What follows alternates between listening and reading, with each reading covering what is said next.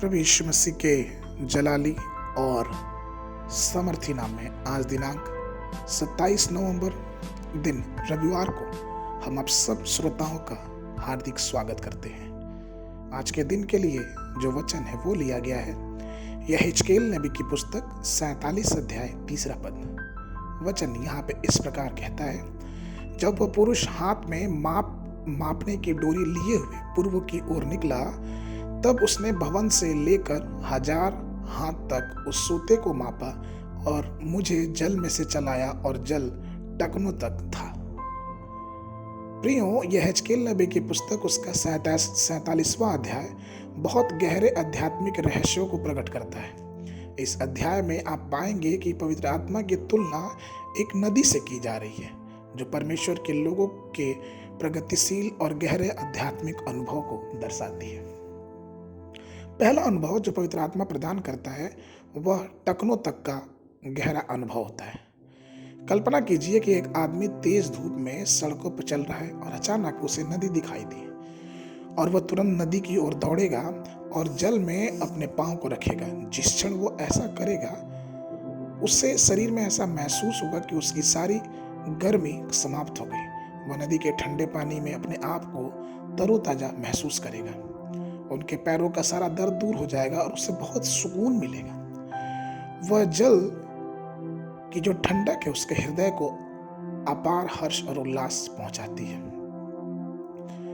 मैं एक आस्तिक को जानता हूं, उनके कार्यस्थल के करीब एक खूबसूरत नदी है। वह रोज सुबह 4 बजे उस नदी में स्नान करने के लिए निकल जाता है, लेकिन सर्दियों के समय जब पानी बहुत ठंडा होता है तो भी वो उसी पानी में नहाता है। एक दिन ऐसा हुआ कि मैंने उससे पूछा कि ये ऐसा क्यों करता है कि ठंडी के समय में इतने ठंडे पानी में क्यों नहाता है। उस व्यक्ति ने मुझसे कहा कि मालूम है, जब मैं सर्दियों के समय में इस ठंडे पानी में उतरता हूँ तो मैं अचानक अलग अलग भाषा में बोलने लगता हूँ और कुछ गुनगुनाने लगता हूँ, अर्थात कंपकपी की वजह से वो दूसरी भाषा बोलने लगता है। ठीक उसी प्रकार से प्रियो, जब हम पवित्र आत्मा के दान से भर जाते हैं तो हमारा हृदय आनंदित हो जाता है। हम उस समय अपने शारीरिक संसारिक थकान कष्ट दुख के पलों को छोड़ के हम प्रभु में आनंदित हो जाते हैं और पवित्र आत्मा के माध्यम से हृदय में प्रसन्नता और खुशी की लहर दौड़ जाती है।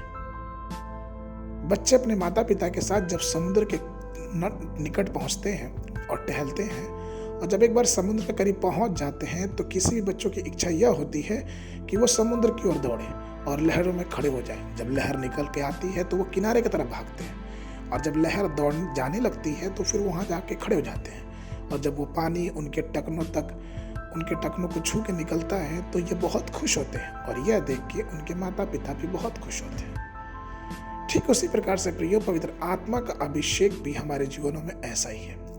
जब परमेश्वर की आत्मा हमारे जीवनों में आती है तो हम स्वर्गीय आनंद से भर जाते हैं और हर प्रकार में परमेश्वर के आत्मिक अनुभव से हम गुजरने लगते हैं और परमेश्वर की आत्मा हमारे और परमेश्वर के साथ एक व्यक्तिगत संबंध को तैयार करती है। इसलिए हमें टखनों तक का अनुभव होना बहुत जरूरी है।